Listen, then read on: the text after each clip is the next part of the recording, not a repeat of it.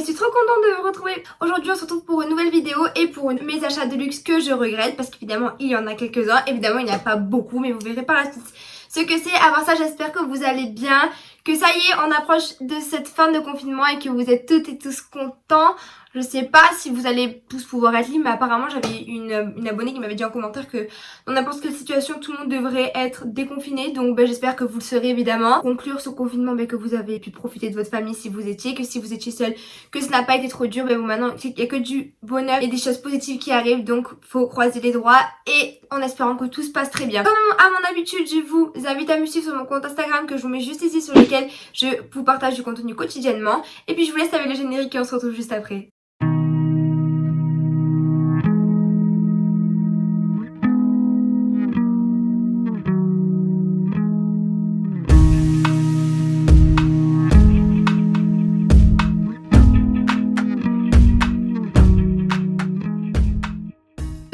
Sur mes articles de luxe que je regrette m'avait été énormément demandé et donc j'attendais un peu de bien réfléchir à quel article je regrette ou si je regrette pas, parce que évidemment tous les achats que j'ai fait de base dans ma vie pour l'instant dite de luxe, c'était des achats qui étaient réfléchis. Malheureusement on a toujours des mauvaises surprises, il arrive que des fois on soit déçu, qu'on n'arrive pas à bien le porter, donc c'est pour ça que je me suis dit ça y est je sais de quoi parler dans cette vidéo. Et donc allons-y, découvrons ensemble quels sont les 3 articles que je regrette d'avoir acheté dites de luxe.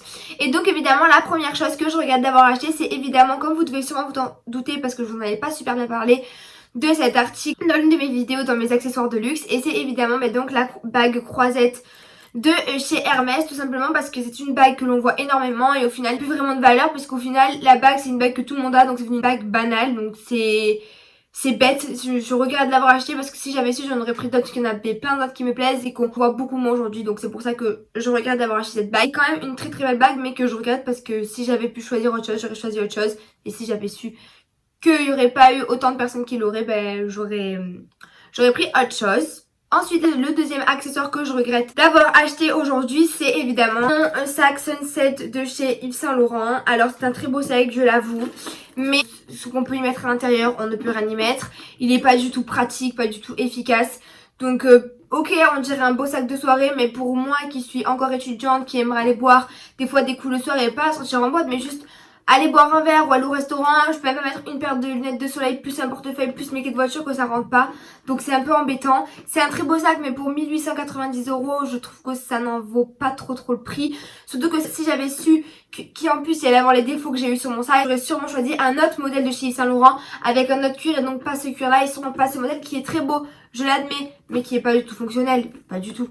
Et en plus les défauts que j'ai eu, moi ça m'a vraiment déçu venant de la marque et non venant du sac quoi. Même si je sais que c'est un très très beau sac et que beaucoup de filles d'entre vous rêvent de l'avoir, mais je vous le déconseille à 100%. J'ai reçu énormément de messages sur Instagram en me disant Alicia j'aime trop le Sunset, qu'est-ce que t'en penses, nanani nanana.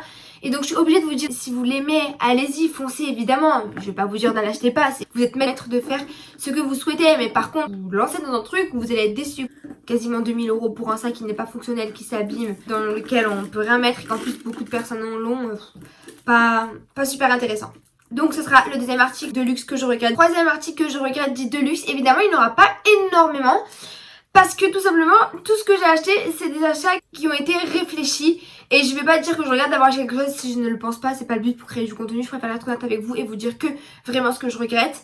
Et ne pas me dire plein de choses pour avoir du contenu. Je préfère que ce soit court mais efficace et honnête que trop long, trop de blabla et qu'au final je vous monte. Donc le troisième et du coup le dernier accessoire de luxe que je regrette, c'est, je pense que vous allez être surprise, donc c'est ma paire de Speed de chez Balenciaga. Alors je m'explique, je les regrette parce qu'en ce moment je l'aimais plus. Ça va faire au moins 5 ou 6 mois que je l'aimais plus beaucoup. Je les ai mis là pendant le confinement il y a 2 jours parce que je suis allée faire un tour en voiture et que j'avais envie de mettre des chaussures, donc j'ai mis celles-là qui me sont venues en premier. Elles font des super beaux looks. Le seul problème des miennes, elles sont très très belles.